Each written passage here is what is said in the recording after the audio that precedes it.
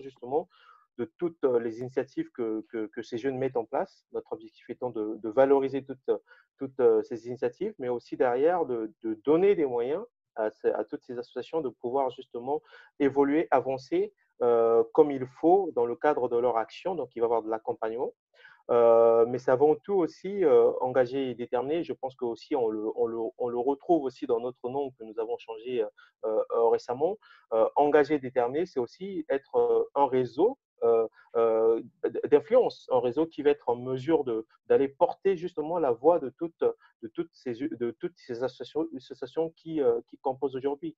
Notre but, c'est d'être l'interlocuteur de référence autour des thématiques de SI, Solidarité internationale, d'EXI, auprès des acteurs publics, auprès des différentes institutions. Ça va être aussi développer notre réseau à l'échelle internationale, parce que la solidarité internationale passe avant tout aussi par une collaboration étroite au niveau international. Donc, notre objectif aussi, c'est de pouvoir justement élargir notre champ d'action au niveau international à travers nos différentes activités. Voilà un peu globalement, ce que c'est engagé et déterminé pour la solidarité. Je laisse la place à Morane Kapso. Alors, bonjour à toutes et à tous.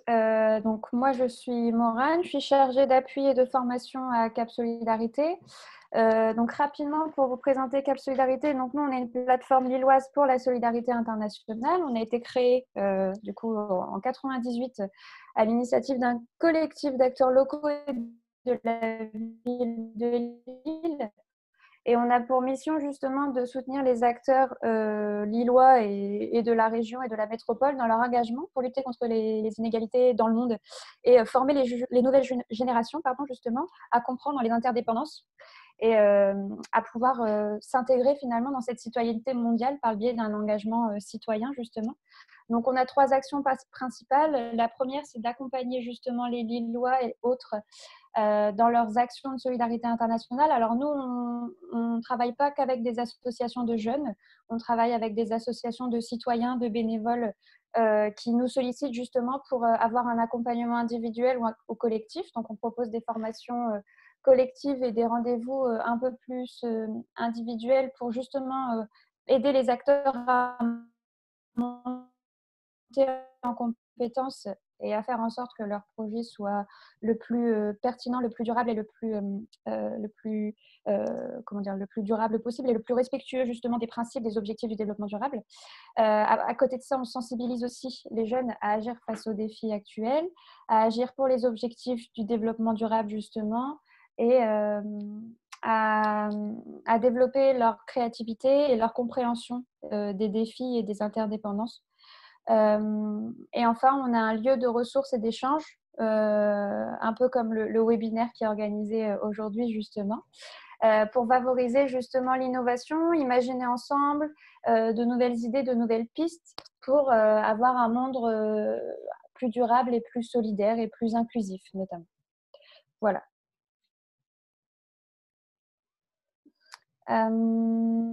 Je pense qu'on peut commencer, Natacha, avec la météo des assos, des structures.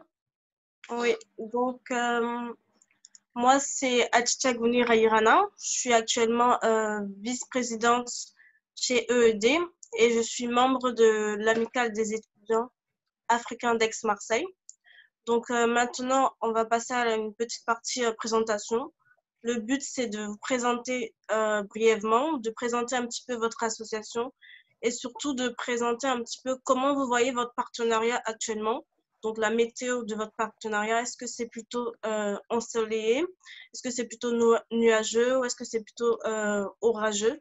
Donc, vraiment, comment vous voyez votre partenariat aujourd'hui? Est-ce qu'il est plutôt positif ou vous le voyez un peu plus sombre, plus incertain dans l'avenir? Donc, je vais commencer un petit peu vis-à-vis de mon association.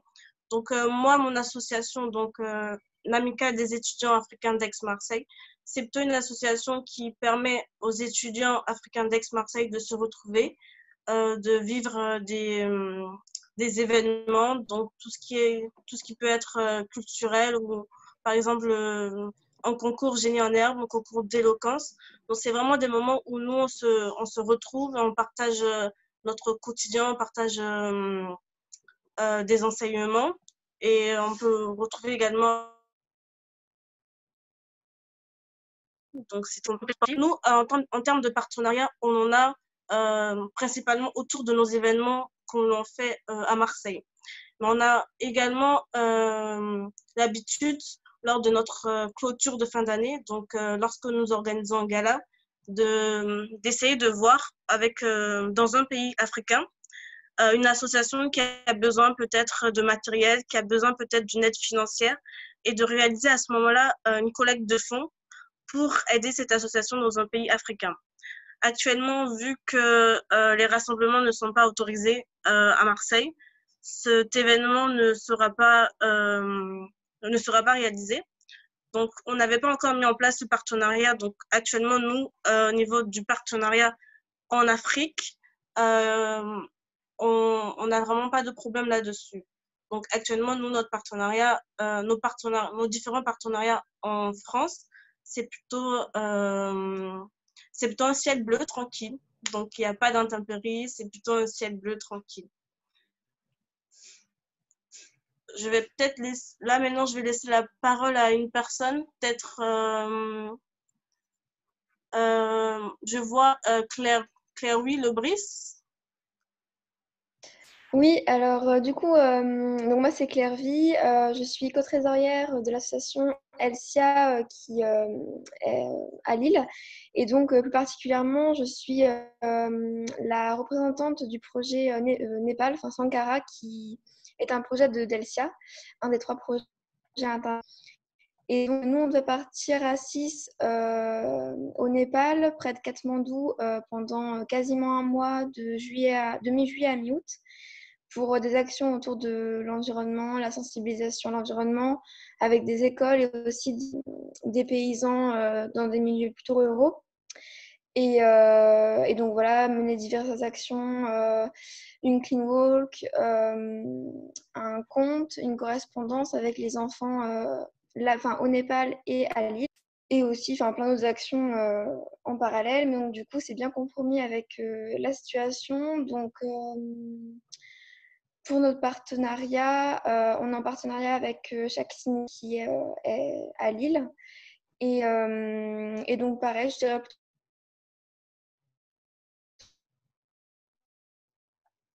et on s'entend plutôt bien, on arrive à trouver des compromis et à avancer pour voilà, trouver des solutions. Voilà. D'accord, merci pour ta présentation. Je vois également EP. Oui, c'est moi. Bonjour. Du coup, je m'appelle Emma. Et du coup, avec Laurine et Héloïse, du coup, on vient de la même association qui est le GEDAM. Du coup, nous, nos projets, c'est de développer des projets d'agriculture dans des pays en développement. Et du coup, actuellement, on a commencé un nouveau projet qui se passe au Togo. Et du coup, avec les femmes d'un petit village de Zobé-Pimé, on a comme projet de créer une ferme biologique. Et du coup, actuellement, on devait partir en juin. Et à cause du coup de la situation, on n'a pas pu le faire. Mais on aimerait reporter notre voyage, si possible, aux vacances d'octobre. Et pour l'instant, on a des contacts, on a des contacts avec la population là-bas et on est en partenariat avec l'association Louise, le nom de l'association déjà. C'est avec l'association Vision d'Afrique de demain. Donc, pour l'instant, tout va bien. D'accord. Je retrouve également Laurine Poulain. Oui, du coup, je fais partie de la même association que Emma et Héloïse, donc le GEDAM. Voilà. D'accord, ok. Héloïse aussi? C'est Héloïse, désolée, j'ai pu modifier mon nom dessus. Ok, d'accord. Ok. Je vois Nolwenn Ousset. C'est ça? Oui, pardon, j'avais coupé mon micro. Vous m'entendez bien? Oui. Donc moi, je fais partie de l'association dont Claire-Vie a parlé tout à l'heure. Je suis la coprésidente d'ELSIA. Donc en fait, c'est l'association solidaire des orthophonistes à Lille, enfin des étudiants en orthophonie de Lille. Et moi, pour le coup, j'ai fait partie du projet Nous Mama qui devait se dérouler au Togo au mois de juillet. On devait partir là-bas donc pendant un mois en partenariat avec le centre ADS pour mener des actions avec des enfants en situation de handicap, des animations socioculturelles. Et donc, on a travaillé pendant le confinement à la suite de notre projet. On a eu des contacts très réguliers avec notre partenaire local, donc qui s'appelle Luc et qui est orthophoniste à Lomé au Togo. Et pour le coup, les relations sont plutôt au beau fixe parce qu'on a réussi à organiser la suite de notre projet en l'organisant à distance. Donc en fait, on va mener nos actions pendant l'été en restant en France et en organisant des réunions téléphoniques régulières pour qu'ensuite les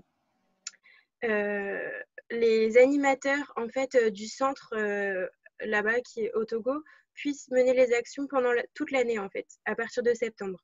Donc en fait, on fait une préparation pendant l'été et ensuite les actions seront menées pendant l'année scolaire.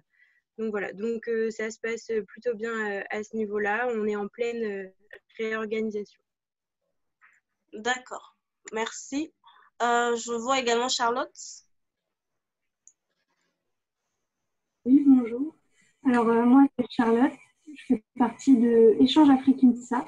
Donc, c'est une association rennais d'étudiantes qui est constituée de 12 étudiants ingénieurs, puisque l'INSA est une école d'ingénieurs. Alors, cette année, notre projet, c'était de partir à Madagascar pour réaliser la construction d'un dispensaire et pour avoir un échange culturel avec les jeunes malgaches.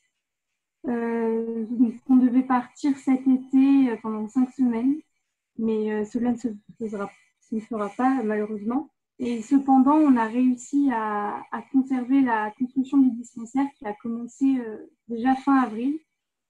Et on a beaucoup de nouvelles de notre partenaire qui est l'ONG Fiavanana. Donc c'est l'ONG sur place qui s'occupe entre autres du chantier. Et donc pour l'instant, vu les conditions, notre partenariat est plutôt ensoleillé. On garde bien contact, le projet de base continue même si nous, on ne peut plus venir cet été. Et on est en train d'organiser et de voir si on pourrait partir l'année prochaine. Donc toute l'équipe ne partirait pas puisque nos emplois du temps ne nous le permettent pas. Mais on aimerait quand même aller voir ce qu'on a pu fournir comme aide là-bas et pour faire les actions qu'on avait prévues avec les jeunes malgaches. Voilà. D'accord, merci pour ta présentation. Je vois également Romane. Pardon, du coup, c'est Nolwenn, mais c'est juste pour vous dire que Romane, en fait, elle peut nous voir, mais elle ne peut pas me parler. Elle a des problèmes de connexion Internet, mais elle fait partie de la même association et du même projet que moi. Voilà, au Togo. Ok, d'accord. Donc, il y a Max. Bonjour, moi je suis Max Wolfer, le coprésident de Voiles sans frontières. Voiles sans frontières, c'est une association qui a la particularité d'intervenir dans des zones uniquement accessibles par voie fluviale ou maritime. Pour cela, on fait appel aux voiliers de grands voyages qui partent chaque année de France pour un tour de l'Atlantique ou un tour du monde. Et ce sont des voiliers bénévoles et qui acceptent de donner de leur temps et de leur énergie lors de leur passage au Sénégal. On intervient exactement dans 14 villages de la région du Siné Saloum, qui est une région deltaïque très isolée, très enclavée. Et ce caractère insulaire, paradoxalement, devient un avantage à l'heure actuelle, puisqu'ils sont complètement préservés de la pandémie, étant donné que dans le Siné Saloum, il y a 0 cas de coronavirus pour l'instant. Donc, notre saison de mission se termine en avril. Bon, c'est pas mal tombé, on va dire. Sur place, nous avons un correspondant que nous avons salarié depuis cette année et qui continue à suivre les projets que l'on mène. Alors, les projets, quels sont-ils? On intervient dans plusieurs domaines. Dans le domaine sanitaire, en montant des projets de développement d'infrastructures, comme la construction de postes de santé. Au niveau de la formation aussi, on forme des personnels soignants locaux. On intervient aussi dans le domaine éducatif, toujours dans la même forme, c'est-à-dire qu'on construit et que l'on forme des gens. Hein. Donc, au niveau des écoles, ce sont des classes, des toilettes, des salles, des mini-salles informatiques, des bibliothèques. Et puis, on intervient aussi dans le domaine du développement en créant des activités génératrices de revenus. Là, on a un projet intéressant en ce moment qui est celui du maraîchage et des jardins communautaires. Bon, là, ce sont des projets à la limite qui peuvent fonctionner sans notre intervention, c'est-à-dire que chaque village a un référent pour ce projet. Et là, ça a été lancé donc depuis le mois de novembre. Et les jardins sont en route et jouent pleinement leur rôle d'ailleurs, parce que les villages là sont très isolés, comme je vous le disais. Et au niveau, les problèmes qui se posent, c'est au niveau ravitaillement. Chaque village a droit à une pirogue communautaire tous les 15 jours, donc qui se rend dans le centre le plus proche et qui ravitaille le village. Donc, bon, c'est vrai que nos projets de construction sont complètement bloqués à l'heure actuelle et on ne veut surtout pas que des interventions extérieures se pratiquent dans ces villages qui sont jusqu'alors préservés. Ce que l'on fait en ce moment, c'est que l'on prépare l'heure des confinements, disons. Bon, je prends l'exemple d'un gros projet qui est la construction du poste de santé de Diogan. Et là, on attaque, disons, l'équipement photovoltaïque de cette construction. Et on est en train de mettre au point exactement avec les artisans locaux le matériel qui conviendra d'acheter et le montage. Donc, c'est vrai qu'on est un peu en stand-by pour l'instant. Voilà. D'accord, merci. Peut-être, Ruby, tu veux parler un petit peu de ton association aussi? Ouais, le temps de mettre mon micro, de remettre mon micro. Oui, après, donc du coup, nous, notre association, donc moi, je fais partie avant tout de l'association AXI, donc qui est une association culturelle de solidarité internationale qui intervient aussi dans tout ce qui est promotion de l'éducation ici au niveau national, mais aussi au niveau international, là où se concentre son activité principale, à travers justement un peu la rénovation, construction des bâtiments scolaires, et aussi un gros travail se fait sur la partie pérennisation des projets que nous menons, parce qu'il ne suffit juste pas d'aller rénover un collège ou un établissement scolaire et ensuite derrière revenir. Donc l'idée, c'est de réfléchir à la pérennisation du projet avec le partenaire local pour pouvoir justement permettre déjà au projet de voir le jour et aussi de réfléchir sur la suite, sur l'après-projet. Donc actuellement, nous sommes sur un gros chantier aux Comores. Donc nous travaillons, l'idée, c'est de travailler sur un projet par an. Actuellement, nous travaillons sur un gros projet aux Comores qui s'appelle le projet Nsomo. Nsomo qui est en langue comorienne et qui veut dire éducation, qui est justement là pour un peu améliorer la vie, les conditions d'apprentissage des jeunes. C'est-à-dire, l'idée, c'est de rénover un collège qui est d'ailleurs le seul collège communautaire, parce que aux Comores, en fait, il y a une particularité, c'est-à-dire que l'école n'est pas, il y a des écoles privées qui aujourd'hui dominent un peu et qui influent un peu sur la vie communautaire. Donc, l'idée, c'est de pouvoir justement rénover ce collège communautaire pour être en mesure de recevoir un grand nombre d'élèves qui, forcément, les parents n'ont pas les moyens d'aller les mettre dans des écoles privées. Donc, l'idée, c'est un collège qui est délaissé, très délaissé, qui est insalubre. Donc, nous, on arrive avec le projet et on vient pas imposer notre méthode de faire. C'est-à-dire qu'on travaille avec le partenaire local, puisqu'on a une association qui est implantée localement, qui est Réseau Femmes Développement, qui s'occupe sur des questions d'éducation des femmes et filles aux Comores. Et on travaille avec cette association-là pour pouvoir justement permettre à ce collège d'être rénové. Donc, la rénovation va être dans la réflexion de comment on arrive à réfectionner le collège tout en répondant aux normes au niveau local, parce qu'il y a des normes de construction à respecter, mais aussi derrière, comment on arrive à participer à une problématique là-bas qui est l'analphabétisation, c'est-à-dire comment accompagner, surtout le besoin qui a été détecté, c'était comment accompagner les femmes sur ces questions-là. Donc l'idée, c'est de pouvoir justement travailler avec cette association qui est basée, qui travaille sur des thématiques de femmes, sur la capacité à rendre autonomes toutes ces femmes-là. Donc l'idée, nous allons aussi travailler justement sur les cours du soir qui seront justement donnés auprès de ces femmes avec toute une cellule pédagogique qui va être mise en place pour pouvoir justement permettre à ces femmes de bénéficier d'un apprentissage qui va s'adapter aux besoins locaux. Parce que l'objectif, ce n'est pas non plus l'apprentissage de la langue française, mais l'objectif, c'est de détecter le besoin, de voir elles ont besoin de quoi et de les former, par exemple, sur des méthodes de vente. Quand elles partent pour vendre en ville, comment vendre, quand on est face à un tourisme aussi qui arrive d'ailleurs, comment arriver à vendre, comment arriver à faire un calcul. Et derrière, l'idée, c'est aussi de pérenniser le projet. Donc, réfléchir à une activité qui va permettre justement de pérenniser le projet une fois que le projet de construction, de rénovation prendra fin. C'est-à-dire comment permettre au collège, une fois que le projet va s'arrêter, pouvoir subvenir aux besoins du collège et pouvoir s'occuper de la maintenance de toutes ces infrastructures.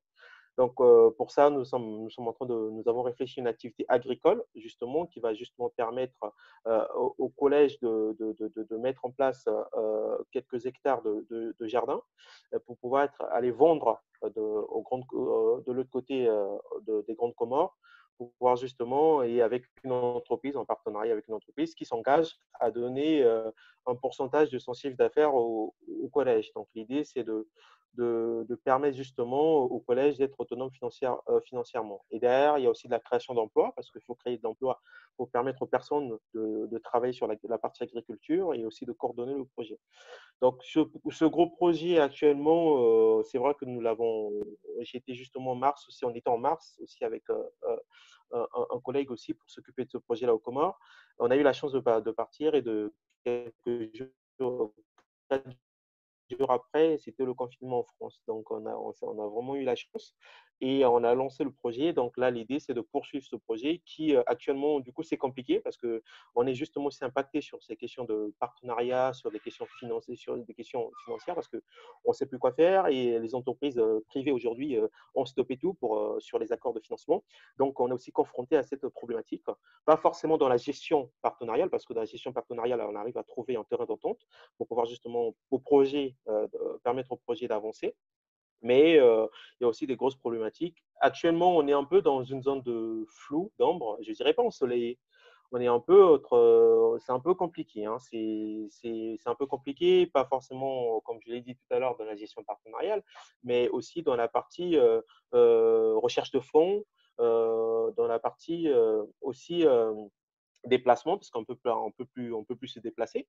Donc du coup, ce qui rend un peu le projet compliqué et peut compromettre aussi le projet. Et ce qui nous pousse aussi, parce que c'est un système scolaire, donc il faut s'adapter aussi au rythme scolaire des enfants là-bas. Donc il y a beaucoup de questions de flou en ce moment, mais bon, on espère que d'ici là, ça va se rétablir à l'issue de cette période qui est très complexe pour tous et toutes. D'accord. Je pense que tout le monde a pu se présenter son association.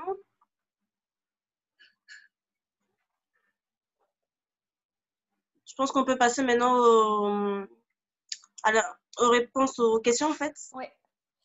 Alors du coup, pour vous expliquer un petit peu le fonctionnement de la suite de ce webinaire, on va lancer des thématiques en fonction des questions que vous nous avez envoyées via le formulaire d'inscription ou aussi via des questions qui nous ont été posées dans nos échanges directs avec les groupes. Et voilà, donc vous voyez les questions, vous allez voir les questions du coup qui seront projetées sur l'écran en même temps. Et ce qu'on vous propose, c'est on lance la première thématique de discussion et après, si vous le souhaitez, que la deuxième et troisième thématique puissent être animées par l'un ou l'une d'entre vous, si vous le souhaitez, pour animer la discussion et les échanges. Il n'y a pas d'obligation, mais on se dit que ça peut être intéressant aussi de vous faire participer. Comme l'a dit Lucie tout à l'heure, ce n'est pas quelque chose de descendant ce webinaire, donc c'est vraiment l'idée que tout le monde puisse échanger et participer autant à son animation qu'à la production des échanges. Alors, du coup, pour démarrer, on vous propose justement de traiter la thématique suivante, donc gérer sa relation partenariale pendant le confinement. Donc là, on a vu avec la météo des assos qu'il y a plein de questions qui ont été soulevées, même si finalement les relations partenariales semblent plutôt bien se passer quand même en ce moment, malgré les situations peut-être un peu plus compliquées qu'habituellement. Mais l'idée, c'est de voir un petit peu par rapport à ces questions, comment vous vous positionnez dans votre association. La première question qui nous avait été envoyée, du coup, c'est est-il nécessaire d'aider les populations à faire face à la crise sanitaire, sachant que la zone d'intervention ne comporte pour l'instant aucun cas de Covid? Du coup, ce que je vous propose, c'est peut-être de nous dire si justement dans les zones dans lesquelles vous intervenez, est-ce qu'il y a des cas justement de coronavirus ou pas? Et comment vous gérez un peu cette situation? Et est-ce que justement, il faut aider les populations, même si elles sont peu ou pas touchées? Alors, je ne vous vois plus, donc je ne sais pas qui veut démarrer. Est-ce que déjà, certains d'entre vous ont pu discuter avec leurs partenaires de la situation sanitaire actuelle et de comment ça se passait sur place? Hop. Alors Max, je vais commencer. Nous, on a eu des relations téléphoniques par WhatsApp avec notre correspondant local et avec des responsables de village. L'État sénégalais avait prévu de donner une aide aux familles nécessiteuses sous forme d'alimentaire. Donc il y avait des sacs de riz, de l'huile et du savon, etc. Et comme je vous l'ai dit, Voiles sans frontières intervient dans des îles et cette dotation n'est pour l'instant pas arrivée. Donc c'est vrai qu'il y a des besoins, en sachant que à l'interne de chaque village, il y a une organisation. Donc finalement, ils se débrouillent très bien sans nous. Et la seule aide que l'on pourrait apporter, c'est une aide financière qui permettrait d'acheter des provisions. Et on s'est posé la question, et c'est toujours en débat d'ailleurs au sein de Voiles sans frontières. On a un conseil d'administration le 26 qui tranchera la question. Apparemment, il y a beaucoup de personnes, d'administrateurs, qui ne sont pas tellement pour apporter une aide financière qui, normalement, est plus orientée vers des projets plus durables et plus structurés que cette aide ponctuelle. Là, bon, c'est vrai qu'on n'est pas des urgentistes non plus, hein, donc voilà où on en est. D'accord, merci. Du coup, peut-être pour rebondir sur la question de savoir si cette aide financière, peut-être qui divise, on dirait, dans vos adhérents, est-ce qu'il y a d'autres structures justement qui font face un peu à cette situation où il y a des problèmes au niveau sanitaire ou au niveau même de l'approvisionnement, qui font face à la même question, au même débat, face justement à cette aide financière à proposer à leurs partenaires? Claire Vie. Du coup, nous, le corona frappe au Népal, mais on ne sait pas exactement si dans la région où on devait aller, il y en a. Mais ça n'a jamais été question, enfin, on n'a jamais posé la question, que ce soit dans notre équipe ou notre partenaire ne l'a jamais demandé ou nous en a jamais parlé. Donc, c'est vrai qu'on ne s'est pas du tout posé la question. on pense pas avoir les compétences pour gérer ça déjà. Et en plus, enfin, ce qu'on voulait faire de base, c'est pas de faire de dons matériels ou financiers. Donc, c'est la raison pour laquelle on a annulé certaines de nos actions parce qu'elles ne pouvaient pas se faire autrement que par dons à distance. Et donc voilà, on n'a pas eu la question et tant mieux parce que je pense que ce n'est pas une question facile à régler. Alors, vas-y Natacha, du coup, tu peux y aller. Oui, moi je pense juste qu'en fait, avant de se poser la question de la nécessité de venir en aide aux populations, c'est plutôt qu'il faut qu'on ait ce besoin-là de la part des populations. Et quand Max parlait tout à l'heure, en fait, moi j'ai pas senti que ça venait en fait ce besoin-là de la part des populations, mais que c'était plutôt l'association qui se demandait, qui en fait partait des constats qu'elle a d'habitude sur la nécessité de provision pour se dire qu'il fallait apporter des sous à ces populations-là. Mais pour moi, en fait, il faut déjà attendre que ce soit un besoin qui soit manifesté de la part de ces populations-là pour voir avec elles ce qui est le plus adapté à leur situation. Et je pense que c'est un peu la situation dans laquelle Claire vit, que Claire vit décrit. En gros, il n'y a pas eu de besoin par l'association, du coup par la population sur place. Du coup, il n'y a pas la nécessité, il n'y a pas l'urgence de faire un envoi de sous. Donc, en gros, il faut tenir compte des besoins et pas seulement de ce qu'on pense qu'il serait bien de faire. Voilà. Charlotte, si tu veux compléter, on t'écoute. C'était pour du coup, mon expérience avec notre association. Donc l'ONG Fila Banana à Madagascar a contacté directement une association française qui s'appelle Esperanza Joie des enfants, qui fait don de masques à des associations en Afrique, entre autres. Et donc, avec l'ONG, on en a parlé entre nous et nous, on a fait un don à cette association française pour qu'ils puissent récupérer des masques. Et donc aujourd'hui, ils ont déjà reçu plus de 10 000 masques qui ont été dispersés, enfin qui ont été distribués dans le village où on devait faire notre projet et aussi dans d'autres villages où l'ONG sur place a d'autres projets. Et ça a été très bien accueilli là-bas et c'était vraiment en collaboration du coup, entre 3 associations et c'était très intéressant à faire. Donc, si ça peut donner des idées à certains, je ne sais pas. Si ça peut en intéresser. C'est rendre ça joie des enfants. Ok, merci. Du coup, là, on a plusieurs réponses, entre guillemets, à la question de justement, faut-il envoyer des dons financiers pour aider la population sur place. C'est vrai que ça pose justement le débat de savoir est-ce qu'il y a un réel besoin par rapport à ça.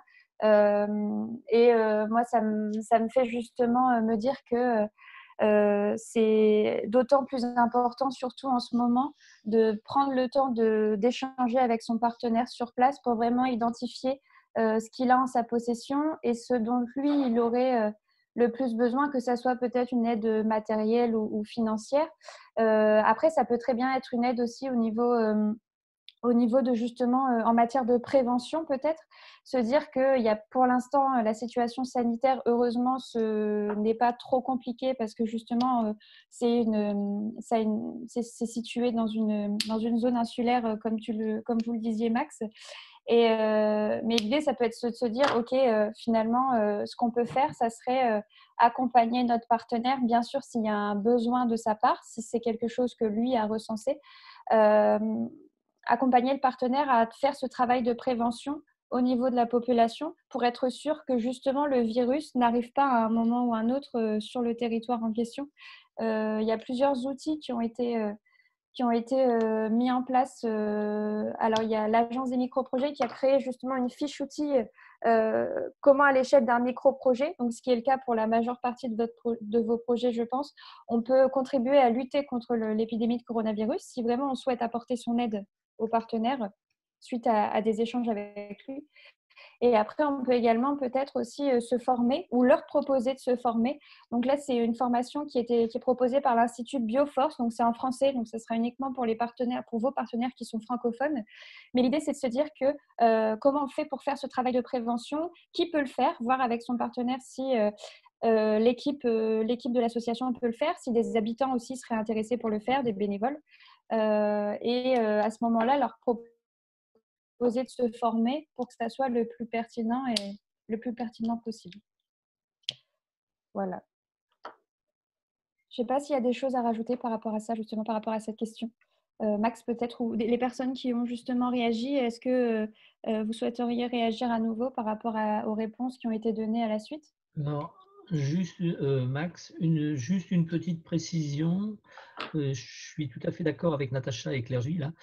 Il faut vraiment partir des besoins du terrain et ne pas céder à la tentation de nous, Européens nantis. Bon, les gens, c'est vrai qu'ils ont souvent mauvaise conscience et ils veulent faire quelque chose. Mais c'est peut-être pas bien le moment. Et il faut, comme Morane le disait, il faut bien réfléchir à la façon d'agir. Et puis, est-ce vraiment nécessaire? Quand une région s'en sort bien toute seule, ben, pourquoi pas la laisser tranquille?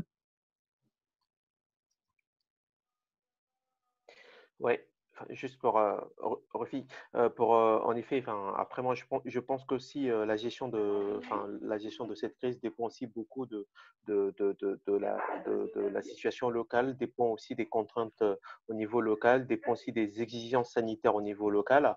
Et deux fois, on n'est pas forcément, nous, associations qui se trouvent, enfin, partenaires qui se trouvent à l'international, on n'a pas forcément la compétence ou la matière pour aller justement faire face ou donner aider les associations à faire face à cette crise.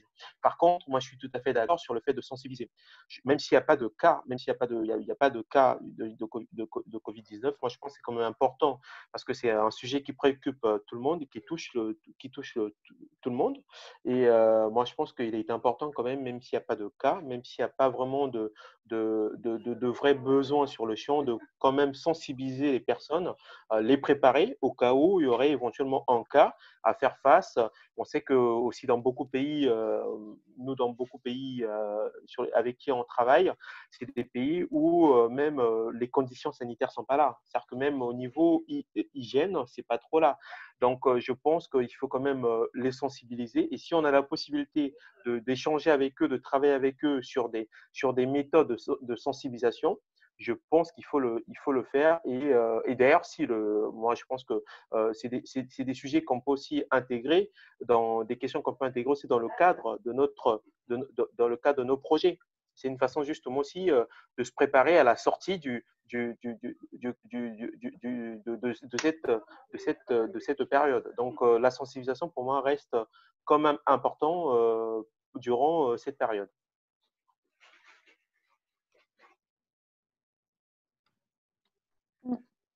Merci Ruvi. Du coup, je ne sais pas s'il y a des choses à rajouter ou si on peut passer à la question suivante. Non, c'est bon? Ok.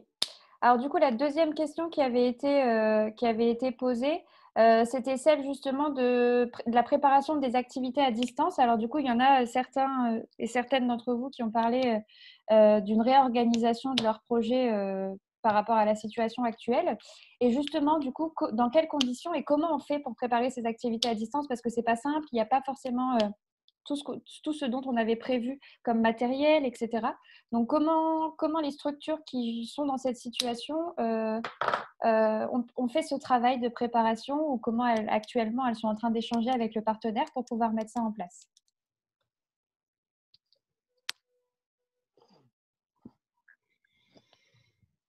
Alors, du coup, je crois que c'était Nolwenn tout à l'heure qui disait que vous aviez justement prévu une réorganisation des activités. Est-ce que tu peux nous expliquer un petit peu comment vous avez organisé ça? Oui, bien sûr. Alors du coup, ce qu'on a commencé par faire, c'est voir avec notre partenaire local si c'était pertinent pour lui qu'on réalise les actions à distance parce que on s'est dit qu'il fallait qu'on analyse la situation et qu'on voit avec lui si ce qui importait le plus, c'était notre présence sur place pour encadrer les enfants ou si c'était réellement le fait d'apporter des activités, du matériel, etc. Il s'est avéré que notre partenaire nous a exprimé le besoin d'avoir des activités et nous a dit que c'était tout à fait utile pour lui d'avoir des outils à mettre en place en fait pendant l'année scolaire. À partir de ça, on a repris avec l'ensemble des membres de mon projet. On a repris en fait toutes les activités qu'on comptait faire. On a pris notre planning d'activités qu'on avait prévu sur le mois de juillet et point par point, on a regardé ce qu'on pouvait adapter ou non et comment on souhaitait l'adapter. Donc voilà, on a prévu entre autres d'envoyer du matériel par mail qui pourra être imprimé là-bas, d'envoyer des vidéos sous forme, enfin des vidéos un petit peu tutoriels sur la fabrication de matériel par exemple, d'envoyer un album pour enfants qu'on avait créé aussi pendant l'année. Et donc pour réaliser toutes ces activités à distance, on va réaliser un budget prévisionnel, on va dire de plan B, enfin en fait un autre budget prévisionnel que celui qu'on avait fait pour mener les actions sur place. Et dans ce nouveau budget prévisionnel, on va intégrer probablement en fait un devis pour une connexion Internet à Lomé au Togo, pour qu'ils puissent bénéficier d'une connexion Internet correcte, parce qu'ils nous ont dit que c'était une problématique pour eux, et pour qu'on puisse réaliser des échanges en fait vidéo assez réguliers pendant l'été. Voilà, je pense que j'ai dit l'essentiel. Et si vous avez d'autres questions, je peux détailler un peu plus.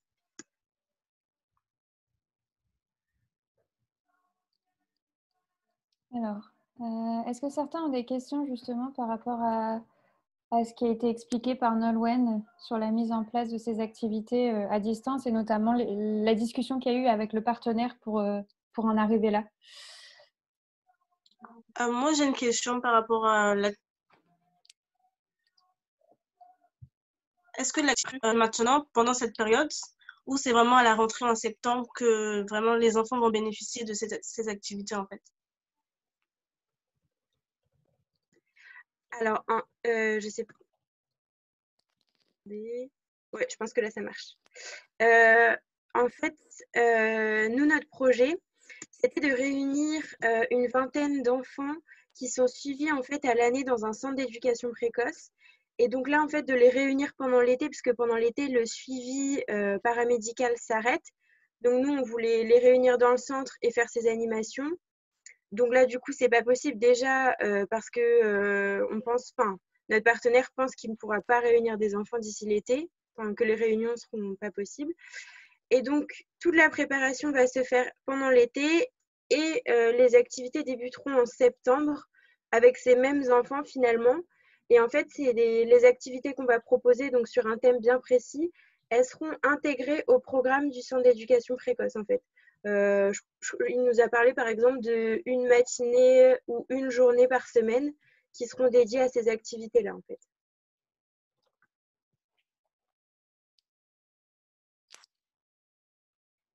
D'accord, merci pour ta réponse. Mais juste pour compléter un petit peu, du coup, les enfants, ils sont dans un centre où ils habitent avec leur famille et ils vont au centre?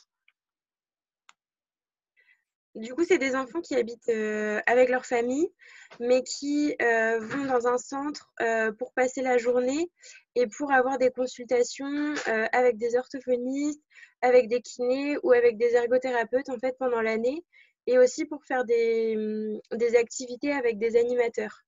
Mais autrement, ils vivent avec leur famille voilà, pendant l'année. Ok. D'accord, merci. Pardon. Claire-Vie, Il y avait Claire-Vie qui voulait parler après Nolwenn. Oui, donc nous, globalement, c'est un peu passé de la même manière. On a beaucoup discuté on a eu plusieurs échanges avec notre partenaire pour discuter de la pertinence. Est-ce que nos actions pouvaient être adaptées à distance et est-ce qu'elles étaient pertinentes à faire à distance? Par exemple, on devait construire des serres avec les paysans, donc on s'est posé la question de est-ce que, on pourrait totalement leur acheter à distance, par exemple les bambous ou les bouteilles en plastique qui auraient servi à faire les serres, mais après on s'est posé la question avec les partenaires de ça revient au final à un don de matériel, alors que le principal c'était d'échanger avec eux autour de leur vision, de l'environnement, etc. Enfin bref, il y avait toute une chose qu'on avait pensé autour de ça. Et donc, on a fait pareil, point par point, toutes nos activités avec notre partenaire, avec cette réflexion. Et donc, finalement, on a gardé des choses qui peuvent être faites déjà, en gardant, nous, notre démarche. Donc, on a gardé le compte qui va être envoyé par mail et imprimé sur place, et la correspondance avec les élèves népalais. Et puis, on a aussi demandé si, par exemple, certaines animations pouvaient être faites également.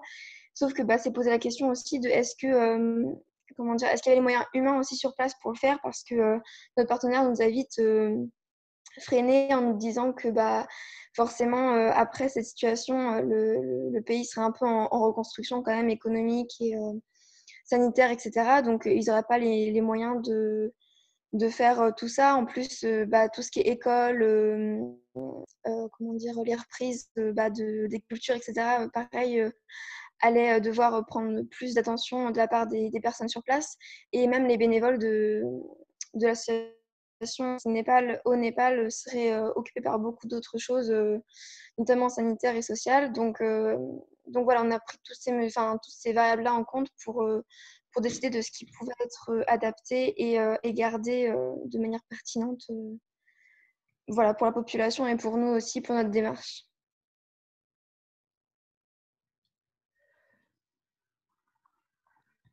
Ok. Merci à tous. Donc là, je ne sais pas si ça a inspiré, entre guillemets, certains pour justement la poursuite de leur projet malgré l'impossibilité de se déplacer à l'étranger. Moi, j'avais une dernière question au niveau du budget prévisionnel dont tu parlais, Nolwenn. Les coûts par rapport à la connexion Internet, ils seront pris en charge par qui, du coup, par vous ou par votre partenaire sur place? Du coup, c'est une bonne question. Non, a priori, en fait, il faudrait que ce soit pris en compte par nous. Donc, on est en train de voir comment on pourrait s'organiser, si certaines subventions vont pouvoir nous financer ça, ou si on va devoir prendre dans la cagnotte qui était dédiée au projet. En fait, on est en train d'étudier ça. Enfin, les trésorières du projet sont en train d'étudier ça. De même, on aura peut-être besoin d'un petit financement pour le matériel que nous, on va construire ici pour envoyer les vidéos, etc. Et puis pour eux aussi, pour qu'ils puissent imprimer sur place. Donc, on est en train de reconstituer un petit budget et de voir si des subventions pourraient nous aider sur ces points-là. D'accord, ok. Du coup, je vais te poser la même question, Clairvy. Vu que vous souhaitez mettre en place des choses à distance, alors je sais que vous avez les mêmes trésorières du coup, mais s'il y a d'autres projets après qui souhaitent aussi peut-être parler des subventions auxquelles ils auraient pensé pour ça ou de la manière dont ils souhaitaient gérer les choses. Mais Clairvy aussi, comment vous allez gérer ça justement? Du coup, nous, pareil, ça rentrait beaucoup en compte parce que forcément, avec la situation, toutes les demandes de subventions qu'on voulait faire tombent un peu à l'eau parce que ils prennent plus les candidatures, ils les étudient pas. Donc du coup, c'est aussi rentré en compte dans notre réflexion avec le partenaire de faut aussi faire avec le budget parce que du coup certains frais étaient engagés malheureusement en avance, notamment les billets d'avion qui coûtent quand même assez cher. Et donc voilà, on a aussi pris en compte ça, le fait que on pouvait pas, même si on a un peu d'argent à consacrer à ça dans l'asso et qu'on peut peut-être en dégager par exemple en mettant en ligne une cagnotte, ce qu'on n'avait pas encore fait, le but c'est quand même de pas faire couler l'asso. Donc du coup, on a choisi des solutions qui sont aussi assez coûteuses, notamment justement le compte qui est par mail et donc imprimé sur place. Donc, voilà, on a juste l'impression à prendre en compte. Et puis, pareil pour la correspondance, ça sera aussi imprimé, envoyé par mail et imprimé là où il y aura besoin. Donc voilà, on a essayé de faire des choix assez économiques parce que il y a aussi ça qui limitait les solutions. Ok, ça marche. Max, tu voulais partager quelque chose sur la recherche de financement? Oui, c'est vrai qu'en ce moment, c'est plutôt difficile, mais il y a quand même des opportunités à saisir. nous avons déposé, il n'y a pas très longtemps, il y a quelques jours, une demande de financement auprès de l'Agence des microprojets qui a lancé un appel à projets sur des projets qui étaient en relation avec le Covid, justement. Donc, je vous le transmets. Hein. Bon, nous, ça a concerné justement le projet maraîchage, là, qui joue pleinement son rôle actuellement, puisque les populations sont un petit peu en manque d'approvisionnement et surtout en matière de frais, quoi. Donc, je vous le dis, l'AMP a lancé ce dispositif-là. Mais je crois qu'il faut répondre avant le 30 mai, hein, donc il ne faut pas tarder. Ok, ce qu'on fera, c'est que on fera un compte rendu, ou en tout cas une fiche avec, on reprend les échanges d'aujourd'hui et on cherchera le lien et on vous enverra l'info si vous voulez. Après, si vous avez le temps de la chercher par vous-même avant, tant mieux, mais au cas où, on vous l'enverra aussi. Merci Max. Du coup, ce que je vous propose, c'est peut-être d'avancer un peu parce que l'heure tourne et il y a pas mal d'autres questions. Il y avait juste Ruvi qui avait levé la main. Je ne sais pas si tu voulais en rajouter. Non, t'inquiète, c'était pour... Non, oui, mais c'était juste, c'était juste pour quoi, c'était juste un petit complément sur la communication. Après, d'une manière générale, moi, ce que nous on fait dans nos projets, et c'est ce que je préconise fortement, surtout dans le cas des projets de SI, c'est de toujours intégrer dans le budget, peu importe, même si toutes les conditions, même s'il n'y a pas de cas d'urgence, c'est toujours d'intégrer dans le projet un budget communication qui vous permet justement aussi de maintenir aussi le lien de communication avec votre partenaire au niveau local, parce qu'on sait combien de fois c'est difficile aussi dans certains pays où nous intervenons, où nous menons des projets, ils ont souvent des problèmes de communication.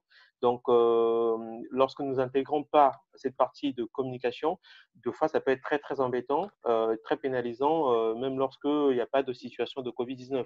Donc, toujours penser à l'intégrer dans vos projets et dans la situation actuelle, éventuellement revoir le budget à la hausse pour pouvoir justement augmenter, revoir le budget à la hausse ou essayer un peu d'équilibrer le budget pour allouer un peu plus de fonds sur la partie communication. C'est des choses et c'est des opérations que l'on peut tout à fait mettre en place dans le cadre de nos projets.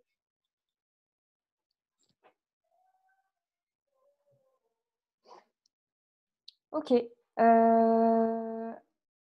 Alors du coup, la question suivante, c'était... il y a déjà la dernière question, je pense qu'on a fait le tour sur la question d'envoyer de l'argent pour que le projet se réalise sans nous. Je pense que ça va. On en a plutôt bien parlé là. La dernière question du coup de cette catégorie, ça serait sur le partenaire qui a préféré annuler totalement le projet pour se concentrer justement sur la gestion de la crise.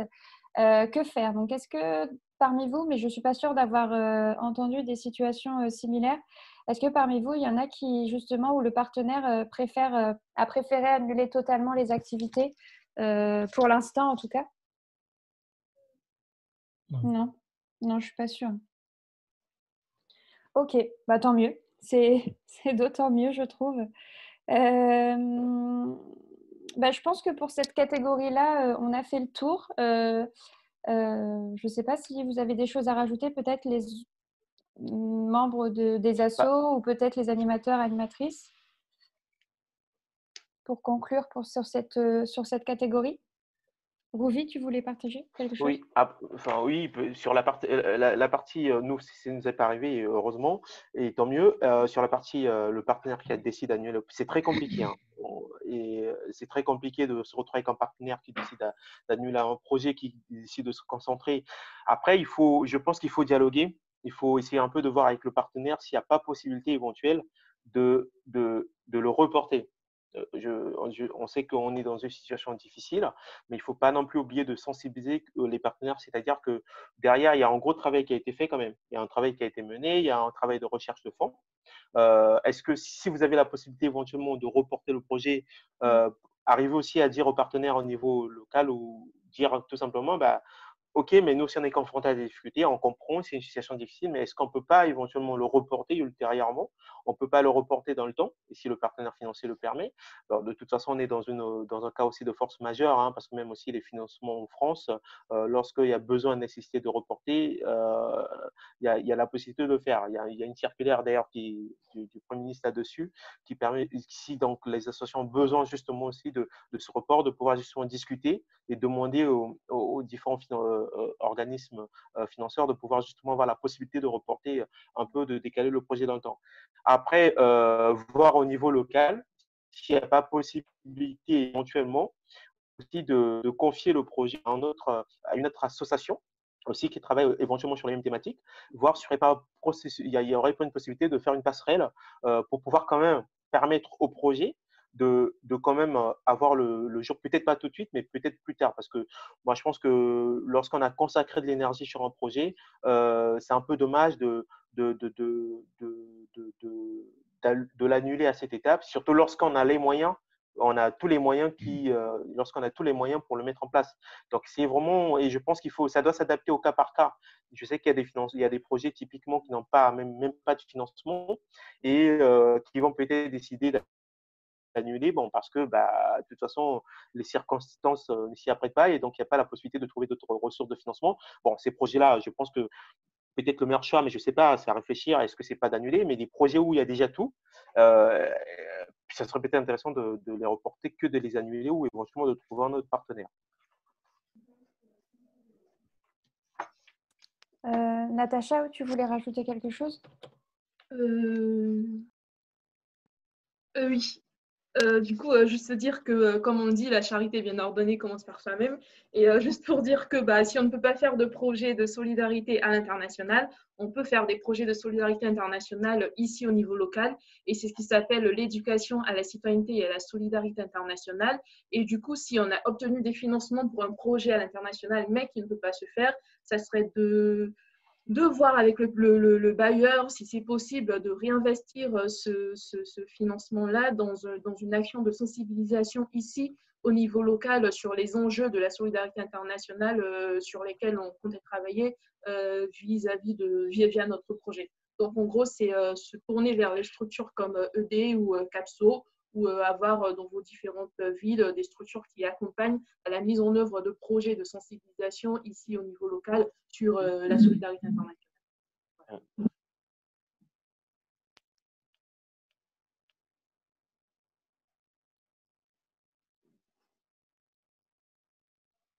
Oui, du coup, je sais qu'il y a certaines d'entre vous qui ont justement prévu des activités ici. Est-ce que ça serait intéressant peut-être de nous en parler un petit peu? Comment vous avez prévu de parler de la situation du pays dans lequel vous étiez censé aller sans forcément y être allé? Qu'est-ce que vous avez prévu comme objectif pour ces rencontres?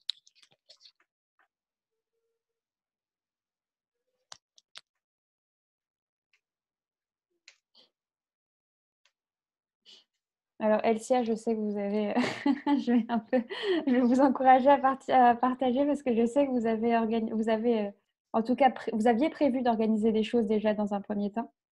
Du coup, en tout cas, pour ce qui est de Népal, de base, on avait prévu d'intervenir 2 fois dans une école à Lille, en France, une fois avant de partir au Népal et une fois en revenant.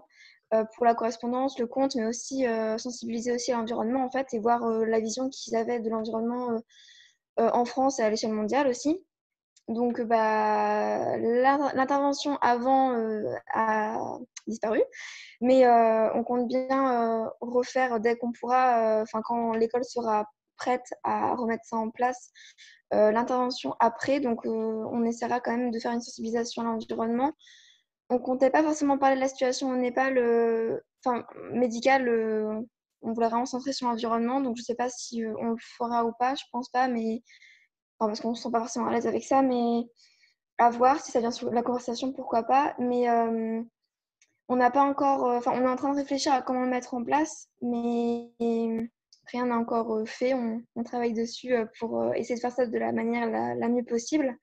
Et sinon, à l'échelle générale d'Elsia, pour les 3 projets, on avait prévu de faire des événements en fait ouverts à tous les étudiants, projets, comment on l'avait vécu, etc. Donc, on ne pourra pas forcément parler de comment, parce que, enfin, si on va parler de l'organisation à distance, etc., mais pas de sur place. Donc voilà, et aussi une conférence où justement on aurait fait intervenir notamment, enfin, on aurait aimé faire intervenir CAPSO et EED, par exemple, pareil, pour faire toucher un peu du doigt les étudiants la solidarité internationale. Voilà. Je ne sais pas s'il y a des questions.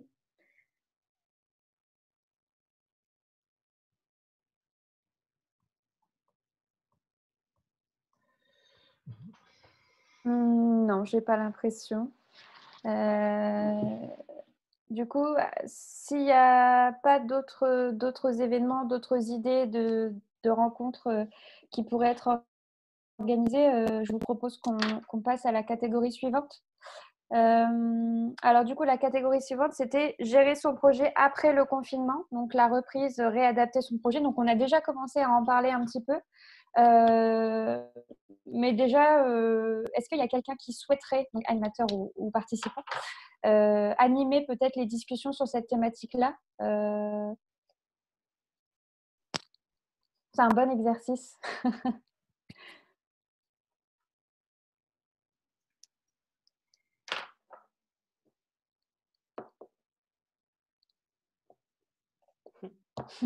Non.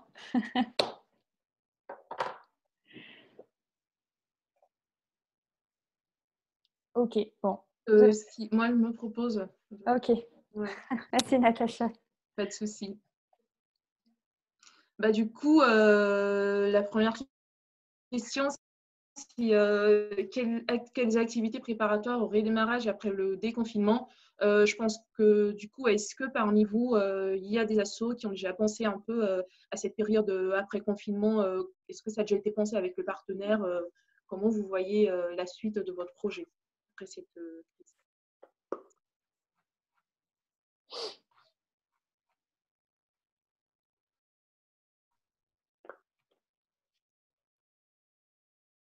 Bah, sur cette partie, c'est un peu. Après, une fois de plus, tout dépend aussi du projet. Moi, je sais que typiquement, nous, sur notre projet, en fait, aux Comores, nous tous, ce soir, on a d'ailleurs une réunion pour en discuter. Mais ce qui va se passer, c'est qu'en fait, le projet va être. Euh, du coup, je vous donne l'information officielle avant de la partager éventuellement à nos collègues, à nos partenaires. Mais en fait, l'idée serait vraiment de voir comment on arrive à reporter dans le temps, donc éventuellement pour l'année prochaine, et pour permettre justement après le déconfinement d'être opérationnel. C'est-à-dire que dès que le déconfinement, dès qu'on annonce le déconfinement, parce qu'il y a le déconfinement en France, mais aussi le déconfinement au niveau local. Donc en gros, et puisque l'action se fait au niveau local, c'est la date du déconfinement au niveau local qu'on doit prendre en compte. Donc nous, c'est dès qu'on déconfine, on repart sur le projet, c'est-à-dire qu'on repart sur les actions et éventuellement, si nous, en France, ici, on a la possibilité de voyager et éventuellement faire le premier voyage à l'issue du déconfinement. Donc, ça dépendra. Si le déconfinement se fait en France en septembre, on essaie de voir d'ici fin d'année pour repartir. Si le déconfinement ne peut se faire en France et pas au niveau local, bah, dans ce cas, le partenaire local sera obligé de réaliser les actions qui étaient prévues, qui sont prévues au niveau local sans nous attendre. Voilà, donc c'est un peu ce que nous projetons dans le cadre de notre action. Ok, merci Ruvi. Est-ce que quelqu'un ou quelqu'une d'autre veut nous partager un peu ce qui a été prévu de la suite de son projet, juste après ce confinement?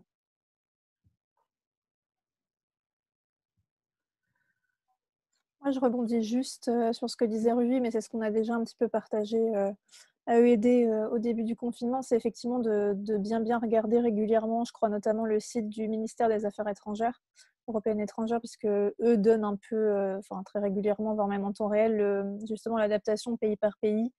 Et voilà un peu les différentes ouvertures ou pas des frontières. Donc c'est important aussi, effectivement, comme disait Ruby, il y a le côté purement en France, mais effectivement, tous les pays ne seront pas déconfinés, auront des traitements d'un coup directement. Donc c'est très important de regarder assez régulièrement aussi au niveau des institutions et des politiques ce qui va se passer en termes de voyage. C'est pour ça que nous, à EED, et je pense que CAPSO aussi, on demande quand même d'être assez vigilant et voilà, de potentiellement penser ça plutôt sur le moyen long terme que repartir immédiatement si les conditions sont pas réunies. Et pour rebondir du coup sur ce que tu dis, Lucie, moi je pense que il faut regarder l'ouverture des frontières, mais il faut également aussi être vigilant sur la manière dont le déconfinement se fera et les nouvelles règles entre guillemets qui seront à respecter pour pouvoir anticiper en fait la préparation des activités par rapport à ces nouvelles règles. Typiquement, si vous prévoyez, si le projet demande une réunion d'un nombre important de personnes pour quelconque raison, bien être vigilant sur le fait si c'est possible, si oui, comment et dans quelles conditions, la distanciation sociale et la possibilité du lavage des mains, etc. Les masques, peut-être, on en parlait aussi tout à l'heure. Je pense qu'il faut vraiment être vigilant là-dessus et puis éventuellement peut-être anticiper ces potentielles nouvelles contraintes qui seront amenées à être suivies après le déconfinement. Ok. Il y avait l'asso GEDAM qui avait parlé du report de son projet aux vacances d'octobre.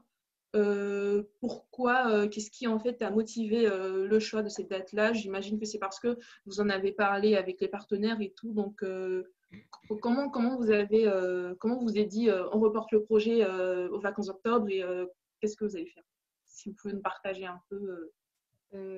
Héloïse, du coup, on voulait partir, on comptait partir en fait un peu en éclaireur pour cette période 2 semaines, donc en été. Et on s'est dit, les vacances d'octobre, c'est parce qu'on a une semaine de vacances, donc on peut réussir peut-être à partir une semaine de plus en demandant à l'école. Ou sinon, c'était avec aussi les vacances de février. On hésitait entre les 2 périodes. Et par rapport aux Erasmus, tout ça, c'était celui qui était le mieux pour vraiment commencer à débuter le projet maintenant le plus tôt possible. Et vu qu'une deuxième équipe ira cet été pour sûrement 1 mois, pour que le projet soit déjà bien entamé au cours de l'année. Mais après, à voir si c'est possible selon la situation ou pas les départs à l'étranger. Ok. Et est-ce que du coup, vous aviez prévu des temps d'échange avec le partenaire, disons, dans les mois à venir, pour voir si c'est possible pour vous d'y aller en octobre ou si c'est préférable d'y aller en février? Ouais, on est en contact avec eux encore en ce moment. Pas tout le temps, mais si on a des questions, on peut leur poser et inversement. Ok, ça marche.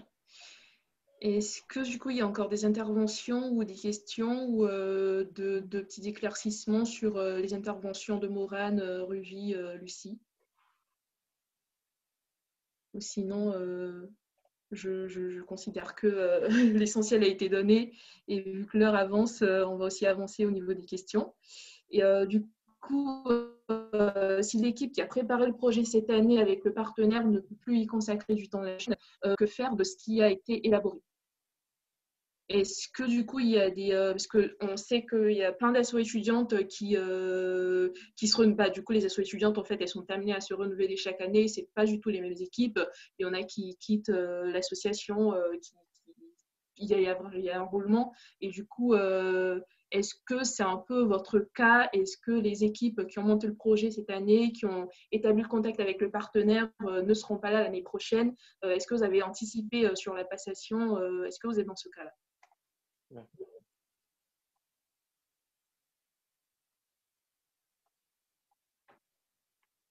Non. Apparemment, désolée, j'ai un peu tardé à prendre la parole. Ouais. Pour l'association Elsia, en fait, on fonctionne sur 2 ans. Et donc, l'année prochaine, on ne sera plus dans l'association.